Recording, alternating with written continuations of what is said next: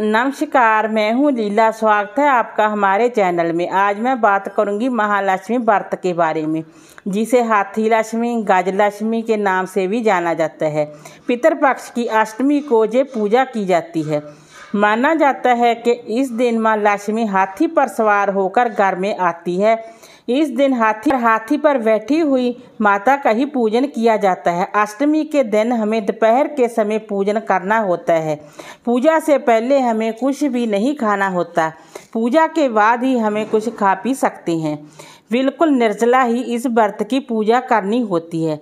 बाकी आप अपने घर परिवार के अनुसार देख लीजिएगा। सबसे पहले आप चौकी लगाएं। चौकी पर लाल रंग का कपड़ा बिछाएं। उसके बाद कलश की स्थापना करें। कलश कंठ तक स्वच्छ जल से भरें।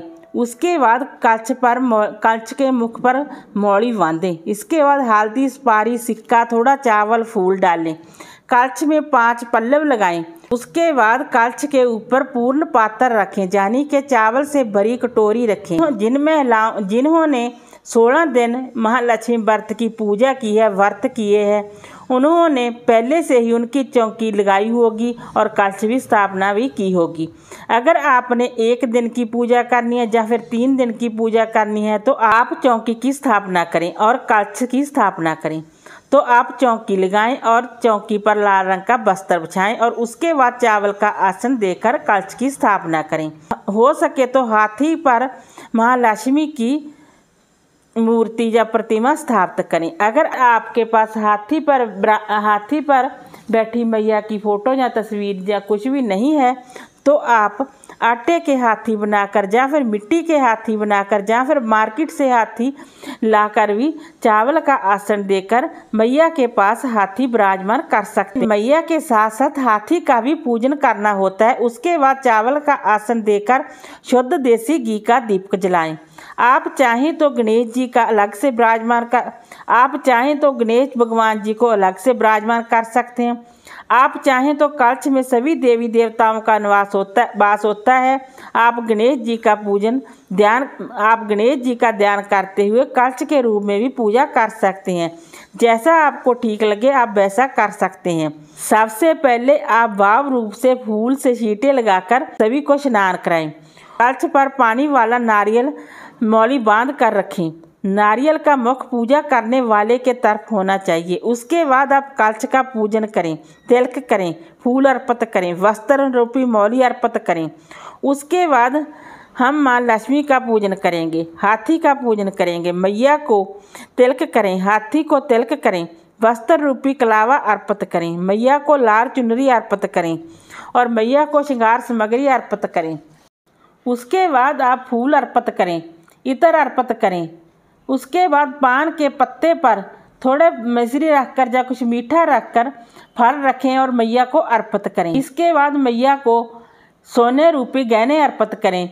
हमारा इतना समर्थ तो नहीं होगा कि हम मैया को सोने के गहने अर्पित कर सके, परंतु हम बेसन के सोने के रूप में गहने अर्पित कर सकते हैं। इसके बाद मीठे और नमकीन 16 पुए बनाएं। इसके बाद आप 16 जो पुए बनाए उसे अर्पित करें और बाद में प्रसाद के रूप में बांट सकते हैं। ध्रुवा चढ़ाएं, दक्षिणा अर्पित करें, मैया को खीर का भोग लगाएं। उसके बाद महालक्ष्मी का डोरा बनाएं। डोरा बनाने के लिए आप कलावा लीजिए, कलावे पर 16 गांठें लगाएं। उसके बाद चावल का आसन देकर कलावे को चौकी पर विराजमान करें और कलावे का भी आप पूजन करें। कलावे को धूप दीप दिखाएं। उसके बाद मैया के समक्ष डोरे को रखें और पूजन करें। उसके बाद आप हाथ में चावल लेकर कथा सुनें और कथा सुनने के बाद चावल मैया को अर्पित करें। उसके बाद आप गाय के गोबर के उपले को जलाएं और छोटा सा हवन करें। मैया के 16 मंत्रों के साथ आप 16 आहुति दें।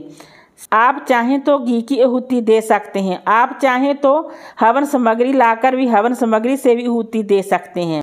16 आहुति देने के बाद आप अग्नि में भोग समर्पित करें, फिर जल समर्पित करें। इसके बाद 16 चावल के दाने हाथ में लेकर एक चावल के दाने को कहानी बोलते हुए मैया के चरणों में छोड़ते जाएं। पूरे 16 बार इस कहानी को कहना है।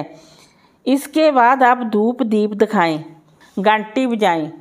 आरती करें, अपनी गलतियों की माफ़ी मांगें और मैया को अपने घर में आने के लिए प्रार्थना करें। मैया को अपने घर में स्थायी वास करने के लिए प्रार्थना करें। इस तरह महालक्ष्मी व्रत की पूजा पूर्ण हुई। इस व्रत की दोपहर के समय पूजा करते हैं। जल का लोटा जो हम कहानी सुनते समय लिया था उसे सूर्य देव को जल अर्पित करें। वीडियो अच्छा लगा हो तो लाइक कीजिए, शेयर कीजिए, सब्सक्राइब कीजिए। Thanks for watching this video.